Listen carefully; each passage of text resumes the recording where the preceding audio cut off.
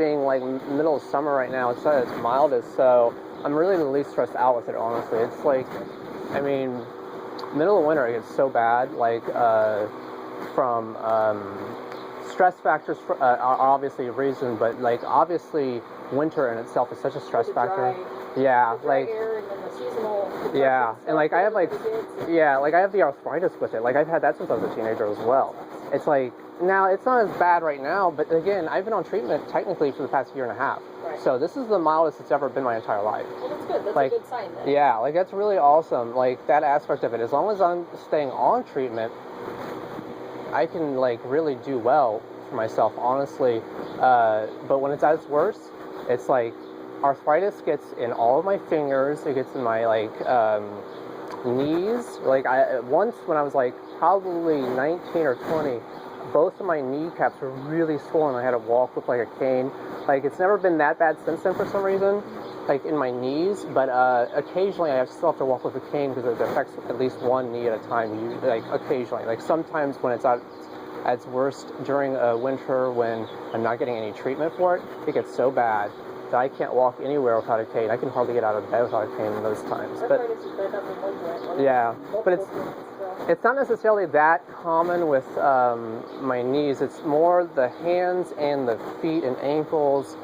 In recent years, I've noticed, like, I think it gets worse every year when it's not getting treated, because I noticed, like, it's like in my shoulder, or it's in my, maybe even parts of my back. I don't know. It seems like it's just areas that are random, or maybe even one of my hips. So I don't know. When I'm not getting treatment, it sounds kind of like each winter gets increasingly worse almost. It's like, I don't know if it's all based on how bad the winter is or anything like that.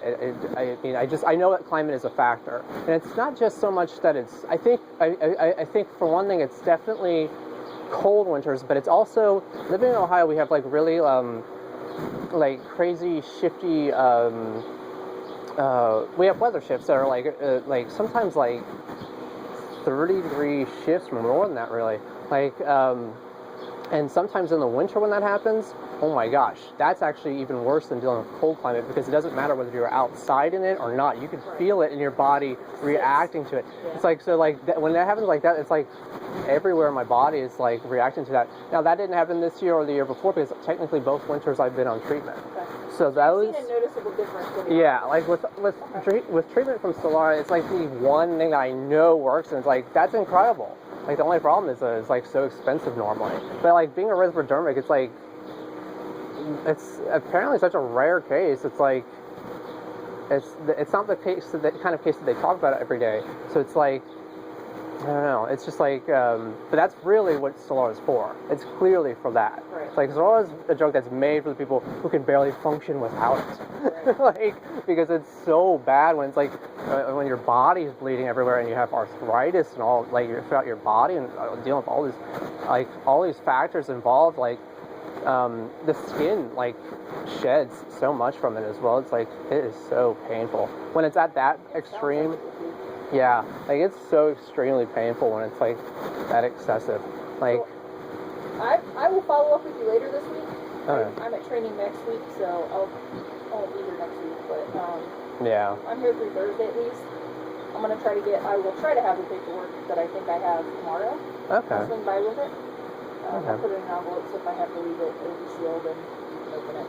Okay. If you can do me a favor and follow up with CareSource, okay, or figure out what's going on with your coverage, because that kind of helps us know like what you're eligible for, or if we need to get you hooked back up.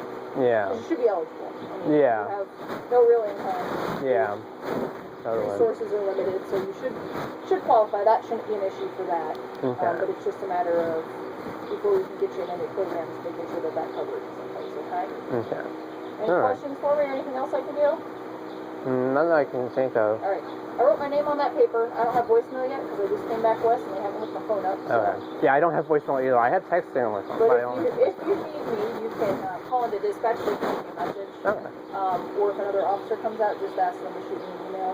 Okay. On my number so they can text me, even if I might not answer if it's still at night. But yeah, I mean, yeah, it's like, in all honesty, it's really mild on my, like, it's really mild on me the past year and a half, but It's because it's really like the treatment so far is so effective. It's awesome. Well, that's good news. Yeah. That's the treatment is effective for you. Yeah. We just got to figure out how to keep you on it. Yeah, So, basically. You know, if we can at least take that stress off you. Yeah, that's good. So, Definitely. I will definitely be in contact with you this week and let you know what I find out, okay? Okay. All right. Have a good one. Yeah. Try to stay cool. Sure. Thank you.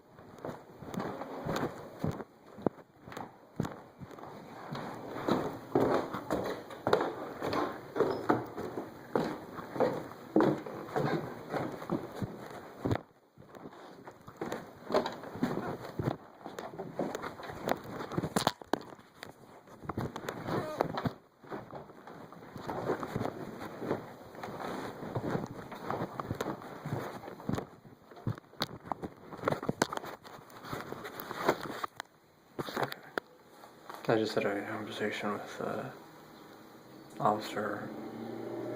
And it turns out it was the lady that I was supposed to be talking to. I guess I don't know. It's confusing. So anyway, I didn't know she was a police officer who I was supposed to talk to today at all. So I guess it worked out. It's confusing.